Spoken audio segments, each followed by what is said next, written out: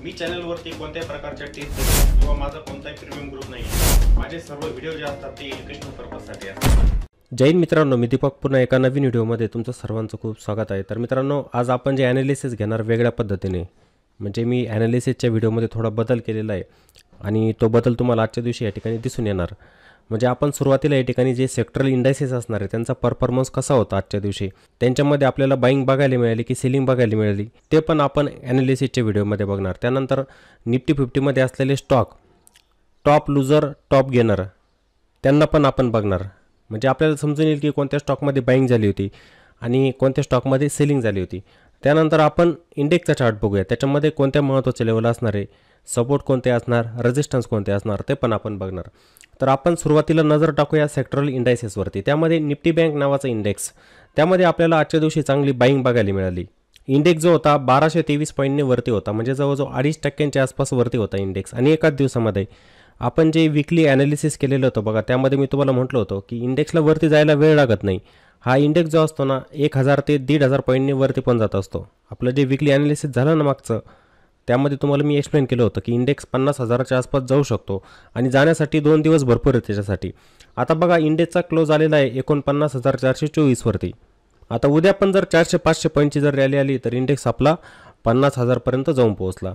चांगल्या प्रकारची बाईंग आपल्याला निफ्टी बँक इंडेक्समध्ये बघायला मिळाली। निफ्टी आय टी जर बघितलं आपण तर 86 पॉईंटने खाली क्लोज झालेला आहे, म्हणजे आपल्याला निगेटिव्ह क्लोजिंग या ठिकाणी निफ्टी आय टीमध्ये दिसली।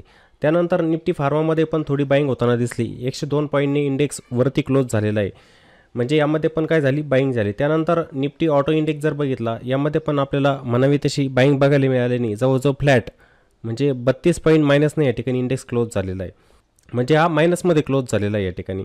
त्यानंतर निफ्टी फायनान्स बघितलं तर यामध्ये पण आपल्याला तेजी बघायला मिळाली, म्हणजे जवळजवळ 457 पॉईंटनी इंडेक्सवरती क्लोज झालेला आहे, 2.14% इंडेक्स वरती क्लोज झालेला आहे।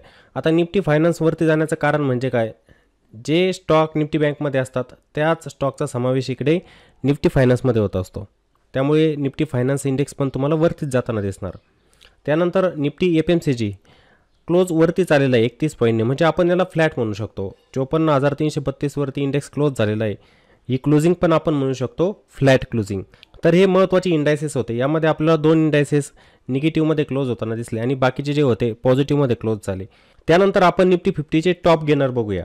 निफ्टी 50 इंडेक्समध्ये टॉप गेनर जे होते ICICI बँक, 4.38% हा स्टॉक वरती होता। पॉईंटचं कॉन्ट्रीब्युशन जर बघितलं निफ्टी 50मध्ये सर्वात जास्त जे होतं ICICI बँकचं होतं, म्हणजे इंडेक्सला वरती घेऊन जाण्यासाठी वाटा जो होता ICICI बँकचा होता। त्यानंतर इंडसइंड बँक 2.98% वरती, त्यानंतर SBI state bank of India 2.96% stock वरती होता, त्यानंतर अल्ट्राटेक सिमेंट 2.78% वरती होता आणि त्यानंतर ॲक्सिस बँक 2.60%। कालचा व्हिडिओ सर्वांनी बघितला असेल, मी एक व्हिडिओ अपलोड केला होता आणि त्यामध्ये तुम्हाला सांगितलं पण होतं की axis bank, SBI, ICICI bank आणि HDFC बँक या 4 बँकांमध्ये जर बाईंग झाली तर एका इंडेक्सला ते वरती घेऊन जात असतात। आता निफ्टी बँकमध्ये जर बघितलं सर्वात जास्त वेटेज ह्या 4 स्टॉकचं आहे, मग हे 4 स्टॉक जर वरती गेले तर निफ्टी बँक इंडेक्स पण वरती जाणार, आणि निफ्टी बँक इंडेक्स जर वरती गेला तर आपला निफ्टी 50 इंडेक्स पण वरतीच जात असतो। तर ते प्रॅक्टिकल पण तुम्हाला आजच्या मार्केटमधून या ठिकाणी बघायला मिळालं। जे मार्केटचं ऑब्झर्वेशन करत असतात त्यांना ही गोष्ट आता समजलेली असेल की वेटेजचं किती महत्त्व असतं। तर हे निफ्टी 50चे टॉप गेनर होते। त्यानंतर आपण टॉप लूजर बघूया निफ्टी 50मधील। निफ्टी 50मधील टॉप लूजर जे होते त्यामध्ये पहिला स्टॉक म्हणजे SCL टेक होता बघा, याच्यामध्ये पण सर्वात जास्त सेलिंग होताना आपल्याला दिसली, 5.80% स्टॉक आजच्या दिवशी खाली होता, खूप मोठी सेलिंग होती।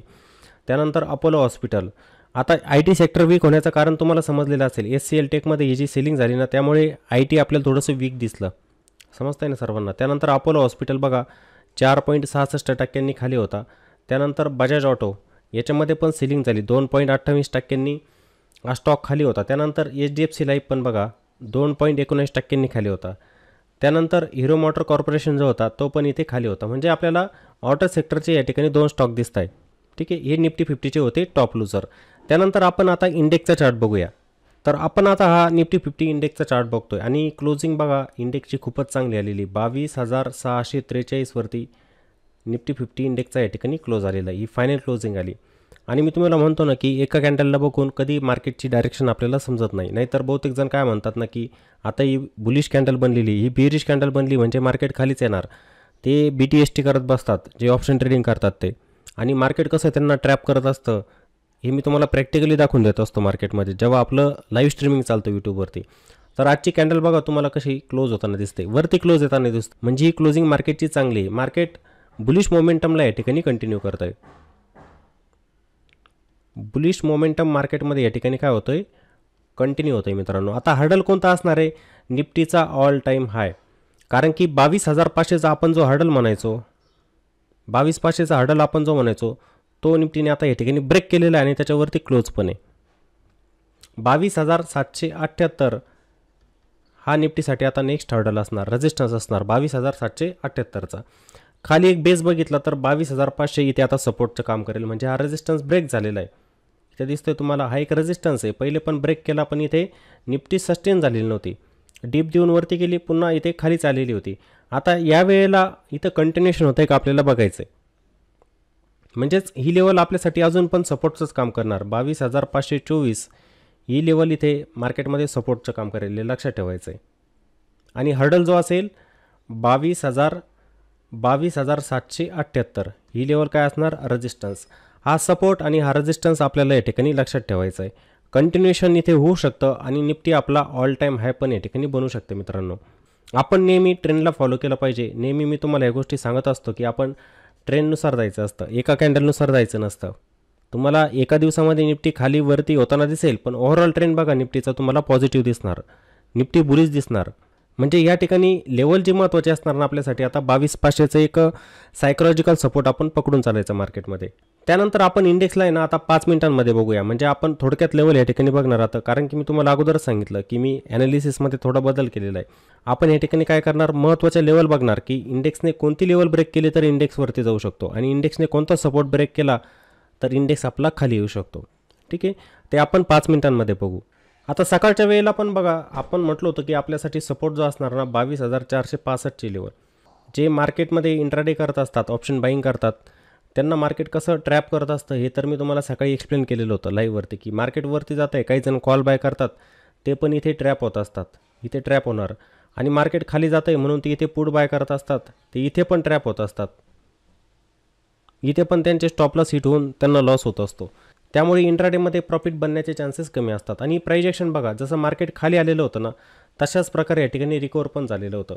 म्हणजे या ठिकाणी काय झालं होतं, ट्रेंड रिव्हर्सल. हे जे मार्केट खाली यायचे असं स्ट्रक्चर बनवत बघा, हे लोअर हाय लोअर लोज बनवत मार्केट खाली यायचं. आणि आज बघा कसं ओपन झालं आणि याचं कंटिन्युएशन झालं बघा, तुम्हाला समजेल. हा ट्रेंड रिव्हर्सल या ठिकाणी झालेला होता, हा परफेक्ट इथे काय झाला, ट्रेंड रिव्हर्सल झाला आणि मार्केट इथे वरती निघून गेलं. आज मार्केट जे होतं आपलं अप ट्रेंडमध्ये होतं. नंतर जर ट्रेंड बघितला ना मार्केटचा, आपला अप ट्रेंड होता. जे महत्त्वाचे रेजिस्टन्स होते मार्केटने ब्रेक केलेले होते. 22,550चा पण एक रेजिस्टन्स होता बघा, तो पण मार्केटने या ठिकाणी ब्रेक केलेला होता. इथं मार्केट थांबलं, पुन्हा ब्रेकआउट दिला, पुन्हा वरती गेलं आणि एका सप्लाय झोनमध्ये गेलेलं होतं मार्केट. 22,620च्या दरम्यान होता बघा एक रेजिस्टन्स, 22,600 ते 22,620 ही जी रेंज होती. आपण इथे ही लेवल ड्रॉ केलेली बघा, हा एक झोन ड्रॉ केलेला आहे, हा एक होता सप्लाय झोन, हा एक होता सप्लाय झोन. तर मार्केट इथं थांबलं, पण तुम्हाला दिसेल बघा रेंज बनवलं, नंतर ब्रेकआउट दिला आणि बरोबर एका रेजिस्टन्सला इथे रिजेक्शन आलं 22,650वरती. इथं प्राईजमध्ये रिजेक्शन आलं. हा झोन असणार तो आपल्यासाठी आता सपोर्टचं काम करेल. आता मी याचा कलर काय करेल, चेंज करेल आणि ही लेवल आपल्यासाठी बनणार आता सपोर्ट. ही लेवल आपल्यासाठी काय करेल, सपोर्टचं काम करेल, ही सपोर्टचं काम करेल. इंडेक्स आता वरती केव्हा जाऊ शकतो, म्हणजे उद्याच्या दिवशी जर फ्लॅट ओपन झाला समजा इंडेक्स, तर 22,650च्या लेवलला जेव्हा इंडेक्स इथे क्रॉस करणार, म्हणजे हा रेजिस्टन्स आहे बघा इथे, या लेवलला ब्रेक केलं, याच्यावरती जर प्राईस सस्टेन झाली तर परफेक्ट आपल्याला पुन्हा इथे कंटिन्युएशन होताना दिसू शकतं. या ठिकाणी इंडेक्समध्ये काय होऊ शकतं, कंटिन्युएशन होऊ शकतं. मग येणारे हडल कोणते असू शकतात इथे मार्केटमध्ये वरती, तर हडल असणार इथे 22,678. 22,678 हा पहिला एक रेजिस्टन्स असणार, म्हणजे हा तर हाच रेजिस्टन्स. आपण हा ब्रेक झाल्यानंतर बघतोय कोणते रेजिस्टन्स असणार, म्हणजे फ्लॅट झाली ओपन प्राईस आणि इथे वरती जर गेली तर 22,678 हा पहिला रेजिस्टन्स, त्यानंतर 22,697 हा दुसरा रेजिस्टन्स आणि त्यानंतर निफ्टीचा ऑल टाईम हाय, हाच मग नंतर काय असणार आहे, एक रेजिस्टन्स असणार आहे. या लेवल आपल्याला उद्याच दिवशी बघायला मिळू शकतात. मार्केट जर थोडं गॅपअप जर ओपन झालं ना तर त्या लेवल उद्याच्या दिवशी आपल्याला बघायला मिळू शकतात. म्हणजे मार्केटला इथून किती जायचं आहे, जवळजवळ 100 ते 120 पॉईंटने फक्त वरती जायचं आहे. एवढं वरती गेलं तर आपल्याला निफ्टीमध्ये ऑल टाईम हाय बघायला मिळेल. ठीक आहे. मार्केट एक डायरेक्शनल मूव्ह देऊ शकतं ना, कोणत्या लेवलच्या वरती 22,650च्या वरती देऊ शकतं. जर हा रेजिस्टन्स ब्रेक झाला तर इथे प्राईसचं कंटिन्युएशन होऊ शकतं, पण प्राईस इथे थांबायला पाहिजे. हा शब्द मी का वापरतो, कारण की जेव्हा आपण एखादा रेजिस्टन्स ब्रेक होत असतो, काही वेळेला तिथे फॉल्स ब्रेकआउट बघायला मिळतात. मग ते फॉल्स ब्रेकआउट जर झालं तर प्राईस तिथून खाली येत असते. मग कंटिन्युअसली आपला ट्रेंड काय होत असतो, बेंड होत असतो. हे 5 मिनिटांमध्ये सांगतो मी तुम्हाला. मग त्यासाठी प्राईसला इथे थांबावं लागतं, तेव्हा तिथे प्राईसचं कंटिन्युएशन होत असतं. समजलं. त्यानंतर इंडेक्स आपला खाली केव्हा येऊ शकतो, जेव्हा इंडेक्स 22,600च्या खाली जाणार. आता ही लेवल आपल्यासाठी सपोर्ट आहे 22,600. याच्या खाली जर गेला तर मग इथे निफ्टीमध्ये आपला ट्रेंड काय होऊ शकतो, बेंड होऊ शकतो 5 मिनिटांमध्ये. म्हणजे निफ्टी इथे खाली येऊ शकते मग 22,600च्या खाली. जोपर्यंत 22,600च्या वरती असणार निफ्टी आपल्याला वरतीच दिसणार. जसं मी ते आता एक ट्रेंड लाईन ड्रॉ करतो बघा, बॉटमपासून तुम्हाला दिसेल एक ट्रेंड लाईन इथे ड्रॉ करतो. ही परफेक्ट आपली इथे काय होते, एक ट्रेंड लाईन ड्रॉ होते. आपण ह्या ट्रेंड लाईनला या ठिकाणी आता फॉलो करणार अशा पद्धतीने. जेव्हा मार्केट इथे फ्लॅट ओपन होईल किंवा अपसाईडला पण गेलं, इथं फ्लॅट ओपन झालं समजा आणि आलं खाली, हा सपोर्ट जर ब्रेक केला तर मग इथे काय होईल, ट्रेंड रिव्हर्सल. इथे होणार ट्रेंड रिव्हर्सल. मग मार्केट कुठपर्यंत येऊ शकतं हा सपोर्ट जर ब्रेक केला तर 22,600चा. तर नेक्स्ट सपोर्ट जो असणार मार्केटसाठी 22,550चा आणि त्यानंतर 22,500चा एक स्ट्रॉंग सपोर्ट या ठिकाणी असणार. या लेवल निफ्टीमध्ये इथे आपल्याला बघायला मिळू शकतात. आणि इथे जर कंटिन्युएशन झालं म्हणजे प्राईस कंटिन्युअसली खाली आली म्हणजे काय होणार, इथे निफ्टी येणार डाऊन ट्रेंड. निफ्टी येणार या ठिकाणी डाऊन ट्रेंडमध्ये, लक्षात घ्यायचं आहे सर्वांनी. आता आजचा ट्रेंड आपल्याला बुलिश कसा दिसला बरं, की इथे जे फॉर्मेशन बनतं आहे, ही निफ्टी जाते वरती येते, आपल्या प्रिव्हियस लोला इथे ब्रेक करत नव्हती. नंतर हे जे फॉर्मेशन व्हायचं बघा, दिसतंय तुम्हाला, निफ्टी आपल्या प्रिव्हियस लोला ब्रेक करत नव्हती. मग तुम्ही म्हणणार इथून ट्रेंड लाईन कशी टाकली, इथून टाकता आली असती. इथून पण तुम्ही अशी ट्रेंड लाईन ड्रॉ करू शकतात. मी बॉटमपासून कव्हर करतोय. मी काय करतोय, हा बॉटमचा स्विंग घेतोय आणि टॉपचा एक स्विंग घेतो, यांना कनेक्ट करतो या ठिकाणी. पण लेवल तर आहेच आपल्या ड्रॉप, प्रत्येक स्विंग लोच्या खाली मी लेवल ड्रॉ केलेले आहे बघा, आणि त्या नेहमी आपल्यासाठी काम करत आहे. तुम्ही लाईव्ह मार्केटमध्ये पण बघत असतात की त्या लेवल आपल्यासाठी काम करतात. सपोर्ट तुम्हाला समजलेले असतील, त्यानंतर रेजिस्टन्स तुम्हाला समजलेले असतील की कोणत्या लेवल ब्रेक झाल्या तर इंडेक्सवरती जाऊ शकतो आणि कोणते सपोर्ट ब्रेक झाले तर इंडेक्स खाली येऊ शकतो. त्यानंतर आपण एकदा निफ्टी बँक इंडेक्सवरती पण नजर टाकूया. आपण थोडक्यात फक्त लेवल बघणार त्यामध्ये. आता मी जो चार्ट ओपन केलेला आहे इथे निफ्टी बँक इंडेक्सचा, आणि आपण विकलीमध्ये ॲनालिसिस केलं होतं आणि तुम्हाला म्हटलं होतं की 1-2 दिवसामध्ये एवढा मोठा मूव्ह येऊ शकतो की आपला इंडेक्स 50,000पर्यंत जाऊ शकतो. आणि आजचा क्लोज बघा निफ्टी बँक इंडेक्सचा 49,424 वरती आलेला आहे. फायनल क्लोज या ठिकाणी आलेला आहे. आणि जो प्रिव्हियस स्विंग हाय होता तो पण ब्रेक केला आणि कॅन्डलचा क्लोज वरतीच आलेला आहे. हे स्ट्रेंथचा साईन आहे. आणि इंडेक्सला वरती घेऊन जाणारे स्टॉक मी तुम्हाला अगोदरच एक्सप्लेन केलं. आजच्या दिवशी बघा बॉटमपासून HDFC बँकमध्ये रिकव्हरी झाली होती. HDFC बँक बॉटमपासून बघा त्याच्यामध्ये पण रिकव्हरी 1.5% वरती होता जवळजवळ. त्यानंतर ICICI बँक बघा, तुम्हाला हे 4 स्टॉक दाखवून देतो. ICICI बँक, त्यानंतर ॲक्सिस बँक आणि त्यानंतर SBI.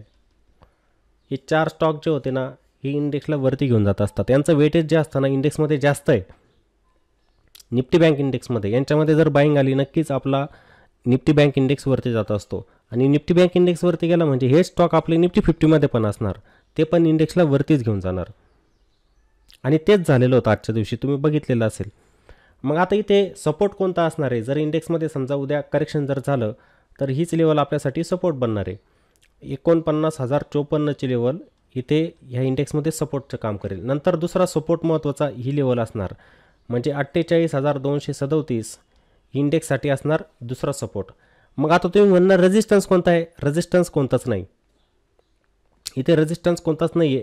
इथे ज्या पण राऊंड फिगर लेवल असणार आहे, सायकोलॉजिकल लेवल असणार आहे, त्या इथे रेजिस्टन्सचं काम करू शकतात. जसं 49,500 हा रेजिस्टन्स पहिला बनेल. त्यानंतर 50,000ची लेवल ही बँक निफ्टीमध्ये रेजिस्टन्सचं काम करेल. हे 2 महत्त्वाचे रेजिस्टन्स या ठिकाणी असणार. तुम्ही म्हणणार ह्याच लेवल का घेतल्या, कारण की ह्या ज्या सायकोलॉजिकल लेवल असतात ना 49,500 50,000, याच ठिकाणी सर्वात जास्त कोण असणार, कॉल रायटर.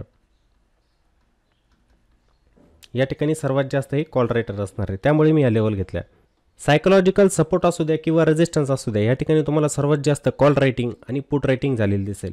मग आपण या ठिकाणी काय म्हणू शकतो की निफ्टी बँकने आजच्या दिवशी एक ऑल टाईम हाय बनवला नवीन. ती लेवल कोणती होती ती पण सांगतो मी तुम्हाला. हाय जो होता 49,473. 49,473 हा बँक निफ्टीचा नवीन एक ऑल टाईम हाय हा आजच्या दिवशी या ठिकाणी बनलेला आहे. आणि 50,000 जाण्यासाठी फक्त किती आता 500 ते 550 पॉईंट इंडेक्सला वरती जायचं आहे. मग त्या लेवल आपल्याला उद्याच्या दिवशी पण बघायला मिळू शकतात.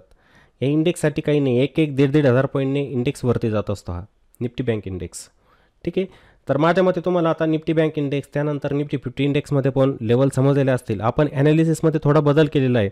आपण आता डेली सेक्टरला पण बघत जाऊ कोणतं सेक्टर वरती जात आहे. निफ्टी 50 इंडेक्समधले टॉप गेनर कोणते होते म्हणजे त्यांच्यामध्ये जास्त बाईंग झाली. त्यानंतर टॉप लुजर कोणते होते ते पण आपण बघत जाऊ. आणि त्यानंतर निफ्टी 50मध्ये काही महत्त्वाचे लेवल असतात त्या पण बघत जाऊ. आणि थोडंसं आपण निफ्टी बँकला पण बघत जाऊ. फक्त लेवल बघणार आपण की कशा प्रकारे इंडेक्सवरती जाऊ शकतो, कोणते सपोर्ट इंडेक्समध्ये असणार निफ्टी बँकमध्ये तेवढंच बघणार. त्याला आपण 5 मिनिटांमध्ये एक्सप्लेन करणार नाही. तर ह्या सर्व गोष्टींचा अभ्यास आपण आता डेली ॲनालिसिसच्या व्हिडिओमध्ये करणार. आणि जेव्हा पण तुम्ही ट्रेड करायचं आहे निफ्टी बँकमध्ये पण करा किंवा निफ्टी 50मध्ये करा, म्हणजे तुम्ही ऑप्शन ट्रेडिंग करत असाल तर, किंवा इक्विटीमध्ये पण जेव्हा तुम्ही काम करत असतात इक्विटीमध्ये पण काम करा किंवा तुम्ही इंडेक्स ऑप्शनमध्ये पण काम करा. इंडेक्स ऑप्शन स्टॉप लॉस लावून मार्केटमध्ये काम करायचं आहे. जी व्यक्ती मनामध्ये स्टॉप लॉस लावत असते ना ती नेहमी लॉसमध्ये जात असते. आपण लॉस कमी घ्यायचे असतात मार्केटमध्ये आणि प्रॉफिट जास्त घेण्याचा प्रयत्न करायचा असतो. त्यामुळे मनात कधी स्टॉप लॉस पकडायचा नाही. जेव्हा पण तुम्ही ट्रेड घेणार SLचा वापर केलाच पाहिजे. SL लावून मार्केटमध्ये ट्रेडला होल्ड करायचं असतं. मनामध्ये स्टॉप लॉस कधी पकडायचा नसतो. ठीक आहे. आणि मित्रांनो जर व्हिडिओ आवडलेला असेल तर व्हिडिओला लाईक करायचं आहे, व्हिडिओला कॉमेंट पण करा आणि व्हिडिओला जास्तीत जास्त शेअर पण करा. चला तर मग पुन्हा भेटू एका नवीन व्हिडिओमध्ये. जय हिंद.